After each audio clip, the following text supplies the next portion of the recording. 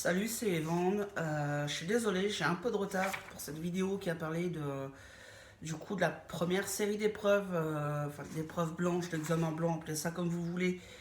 J'aurais dû la faire peu après la dernière épreuve qu'on a eue le 6 février, mais j'étais vraiment pas en forme, j'étais très fatigué, donc du coup j'ai préféré repousser. Ça va mieux, du coup voilà, je profite pour faire la vidéo maintenant. Alors, la dernière épreuve, j'en parlais vite fait maintenant, c'était donc le français, le 6 février, une épreuve qui durait 3 heures. On avait au choix une dissertation, je sais plus lequel c'était le sujet, je m'en rappelle pas.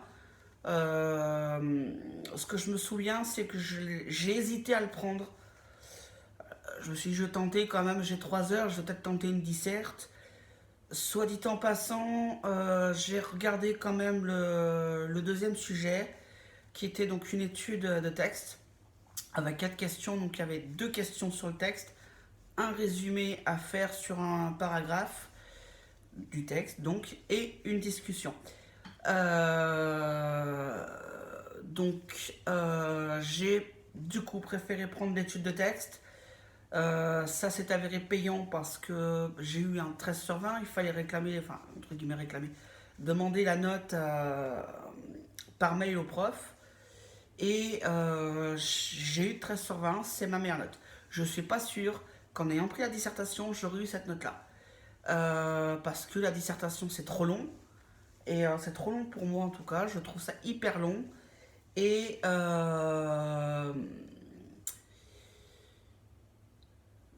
Et puis bon, je suis pas sûre sur la longueur de pouvoir, enfin d'avoir assez d'arguments en tout cas, et de pouvoir bien agencer toutes mes idées en temps voulu avant de me lancer sur l'écriture du texte. Donc voilà.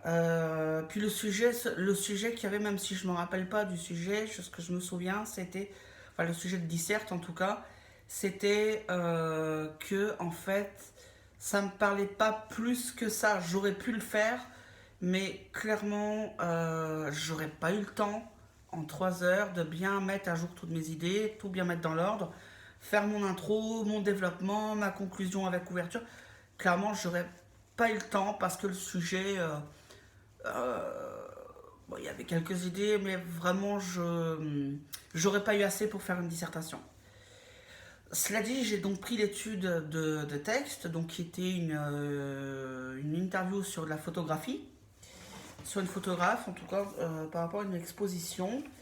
Et donc il y avait 4 questions, donc 2 questions sur le texte, un résumé d'un paragraphe du texte et une discussion. Donc la discussion c'est thèse, antithèse et donner son avis plus personnel, enfin plus personnel entre guillemets. Puisqu'on nous demande comment nous on voit les choses, donc voilà. En tout cas c'est comme ça que moi je le comprends. De là, donc ça y est, on a fini la première série d'épreuves. Je vais donc donner là donc, les épreuves qu'on a eues avec le temps et les notes. Je précise que pour une d'entre elles, je n'ai absolument pas bossé mes cours. C'est pas franchement ce que je conseille. Mais voilà, je m'en sors plutôt pas mal, même si j'ai pas eu la moyenne. Je m'en suis plutôt bien sorti pour quelqu'un qui n'a pas mis le nez dans ses cours pour réviser. Alors, il y aura donc les notes et le temps, la durée en tout cas de l'épreuve. Alors, il y a eu la géographie. Donc là, j'ai eu 9 sur 20. C'est celle-là que j'ai pas bossé, que j'ai pas révisé. Non pas que j'avais pas envie de réviser, mais comme je vous l'ai déjà expliqué, j'ai quelques soucis de thyroïde. Et les symptômes de l'hypothyroïdie, en tout cas pour moi comme pour beaucoup, sont une non-motivation, une non-envie de faire les choses. On ne le fait pas consciemment. Enfin, c'est pas volontaire de notre part. C'est pas parce qu'on n'a pas envie. C'est juste que, en fait, on a un taux d'hormones qui déconne. On a une thyroïde qui déconne et qui fait qu'on a, en gros, pas mal de symptômes de la dépression. Du coup, voilà. Alors, 9 sur 20, c'est une épreuve qui a duré 2h30 à l'UBO, enfin, donc au pôle Pierre-Jacques Asselias. Ensuite, on a eu l'épreuve d'anglais la semaine suivante. Donc, l'épreuve d'anglais, j'ai eu 11,5. Pour quelqu'un qui comprend rien en anglais, je trouve que c'est plutôt pas mal. C'était donc une étude de documents. Voilà, donc tout ce qui est le plus banal, hein. Des questions qui font aussi appel, enfin des questions plus générales qui font appel aux cours qu'on a pu avoir. C'est une épreuve qui a duré 2h30 aussi au pôle Père Jacques Asselias. Ensuite, on a eu l'épreuve d'histoire. Je pensais m'en être mieux sorti que pour l'épreuve d'anglais. J'avais bien bossé les jours avant, notamment la veille, encore le matin même, en train de réviser un peu mes dates et tout ça. Et j'ai eu un 17,5. Donc là, j'étais un peu vexé. Je passe du temps à bosser, à relire mes cours. Pour ça, quoi. Donc pour 17,5, pardon, c'est pas terrible. Donc je me dis que je bosse ou que je bosse pas, de toute façon, ça change rien. Les notes sont quasi similaires. Donc j'étais un peu vexé, quand même. Là, un peu vexé, un peu déçu. C'est vite passé. J'espère pouvoir faire mieux la prochaine fois. Donc voilà. Alors ensuite, on a eu une pause. Voilà. Donc l'épreuve d'histoire durait 2h30 aussi. Pour la géo et pour l'histoire, c'était 2 sujets au choix. Enfin, il y avait 2 sujets, il fallait en prendre un au choix. Pour l'anglais, on avait donc une étude de documents et ensuite une expression écrite. Donc moi, j'avais pris la lettre. Voilà, c'était ça. Donc ça c'est fait. Donc on a eu entre guillemets une pause entre deux parce que après l'histoire, parce que du coup la semaine après l'histoire c'était les épreuves de philosophie et de maths que dans mon groupe on n'a pas. Dans mon groupe en présentiel on les a pas. Donc du coup bah on n'y a pas été parce qu'on n'avait pas. J'ai oublié de préciser que l'histoire c'était aussi au pôle Pierre-Jacques Asselias. Nous on passe tout au pôle Pierre-Jacques Asselias. Pour mon groupe en tout cas. Ensuite, on est revenu donc le 6 février sur une épreuve de 3 heures par contre pour le français. Donc j'ai déjà parlé de l'épreuve juste avant, donc je vais pas revenir dessus. Et donc bah voilà, c'est passé, ça y est, c'est terminé. Soulagé, la première série d'épreuves est passée. Maintenant on peut se concentrer sur autre chose. La seconde série d'épreuves. Alors, comme vous pouvez le remarquer, j'ai mon petit planning ici. Alors, j'ai un autre planning derrière, mais on en parlera plus tard. Alors, le planning. Donc, on reprend en mars. En mars, on a le partiel de géo et le partiel d'anglais. Ça a l'air d'être dans le même sens que la première truc. Ensuite, on a le partiel d'histoire en avril et le partiel de français en mai. C'est ça, c'est vraiment sur 3 mois. Alors en sachant que la géo et l'anglais, donc ce sera mi-avril. Hein, donc voilà, ça va tomber à une semaine d'intervalle les deux. Donc une semaine la géo, la semaine suivante, enfin une fois la géo, un samedi la géo, la semaine suivante le samedi l'anglais.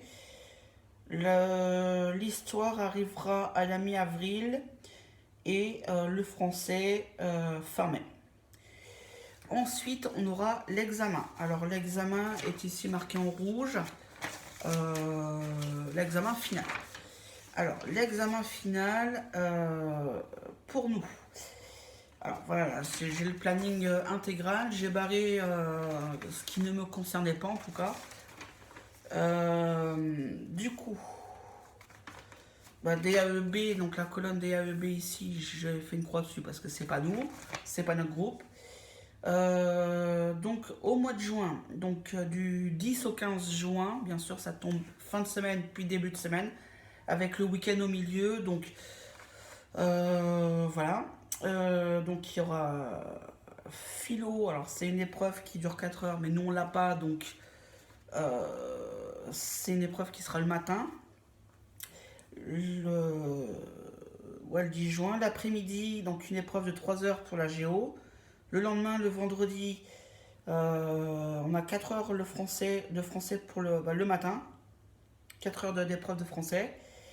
Le lundi, donc le 14 juin, on aura donc je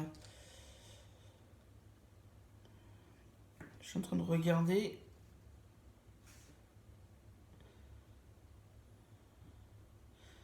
Oui, donc c'est leur tableau qui est pas loin. Donc le 14 juin, donc 3 heures d'épreuve d'histoire le matin. Et le 15 juin, 3 heures d'anglais le matin. Donc sachant que le 14 juin, l'après-midi, c'est l'épreuve de maths qui dure 3 heures et que nous, on n'a pas maths, du moins pas mon groupe en présentiel. Donc la philo et les maths, ça fait donc 4 et 3, 7 heures d'examen qu'on n'aura pas puisque c'est des épreuves, c'est des cours qu'on n'a pas. Des aménagements horaires seront faits pour les personnes bénéficiant d'un tiers-temps. J'aurais pu demander à l'avoir, mais ça m'intéresse pas. Donc c'est pour les personnes qui ont une reconnaissance de travailleur handicapé ou une reconnaissance d'adulte handicapé. Moi personnellement, j'ai la reconnaissance de travailleur handicapé. Ça, voilà. Euh, pour autant, ça me sert à rien. Donc, je veux dire, voilà, je n'ai pas besoin d'un aménagement tiers-temps supplémentaire pour faire ce que j'ai à faire. DEB, donc c'est épreuve uniquement à Brest, puisqu'il n'y a pas de DEB à Quimper. Donc voilà.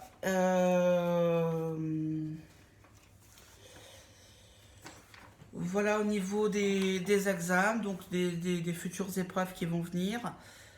Voilà, je me projette pas pour l'instant. Quoique le 15 juin, l'épreuve du 15 juin m'arrange pas parce que c'est le jour anniversaire du décès de mon fils. Donc je sais pas dans quel état je vais être à ce moment-là. Je vais pas demander un tiers-temps pour ça, c'est clair. Mais je vais peut-être les prévenir, je vais peut-être prévenir l'UBO que ce jour-là, je risque de pas être bien. Donc, je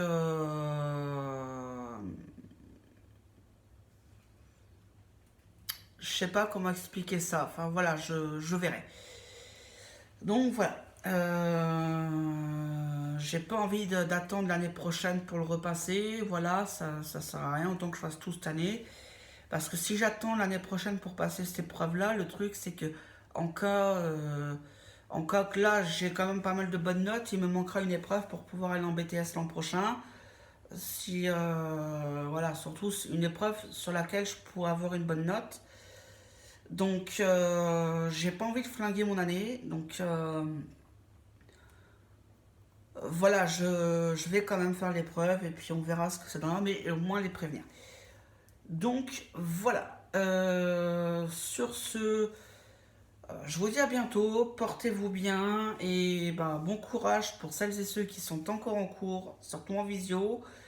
Nous, au niveau du DU Éducation sanitaire du citoyen, on a repris en présentiel il y a une quinzaine de jours déjà. J'ai pas pu y aller à cause d'un problème de santé. J'y suis allé mardi là par contre. Donc ça reprend progressivement en fait. Tout reprend progressivement. Euh, bah, voilà, je vous souhaite quand même bon courage pour ceux qui n'ont pas encore repris en présentiel. Je sais que c'est dur. Je le passe actuellement. Je suis en plein avec le DAE. Je suis encore en visio. Je sais que c'est pas évident. Donc clairement, voilà, on a besoin de temps, on a besoin de pouvoir retourner en cours, puis de la sociabilité aussi, voilà, se retrouver en vrai, c'est juste, à mon avis, ce qui se fait de mieux. Après, chacun voit midi à sa porte, bien évidemment. Sur ce, bon courage et à bientôt.